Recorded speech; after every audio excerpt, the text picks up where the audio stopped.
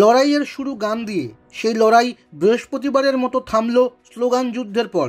বৃহস্পতিবার বাজেট পেশের আগে বাংলার রাজ্য সঙ্গীত বাংলার মাটি বাংলার জল বাজাতে বলেন বিধানসভার স্পিকার বিমান বন্দ্যোপাধ্যায়। সেই মতো গান বাজতে শুরু করে, কিন্তু সঙ্গে সঙ্গেই জাতীয় সঙ্গীত জনগণ মন অধিনায়ক গাইতে শুরু করেন বিজেপি বিধায়করা। গলা মিলিয়ে নেতৃত্ব দেন বিরোধী দলনেতা শুভেন্দু অধিকারী। রবীন্দ্রনাথ ঠাকুরের দুই গান নিয়ে দুই শিবিরের লড়াই বাঁধে। বিধানসভার ভেতরে 215 বনাম 74-এর শাসক বিরোধী লড়াইয়ের শুরু এইভাবেই। বিষয়টিতে রেগে যান মুখ্যমন্ত্রী মমতা বন্দ্যোপাধ্যায়। তিনি বলেন, জাতীয় সঙ্গীত আমরাও গাই, তবে সবচেয়ে শেষে। এইভাবেই জাতীয় সঙ্গীত গেয়ে রবীন্দ্রনাথ ঠাকুরকে অসম্মান করেছে বিজেপি। এই ঘটনার নিন্দা করছি। মুখ্যমন্ত্রীর কথার প্রসঙ্গ টেনেই বিধানসভার স্পিকার বিমান বন্দ্যোপাধ্যায়ও বিজেপির নিন্দা করেন।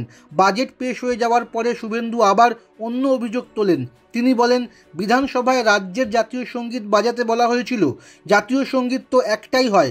তবে অধিবেশন কক্ষে স্পিকার বিজেপি বিধায়কদের উদ্দেশ্যে বলেন, আমি মহারাষ্ট্রে অল ইন্ডিয়া স্পিকার সম্মেলনে গিয়েছিলাম।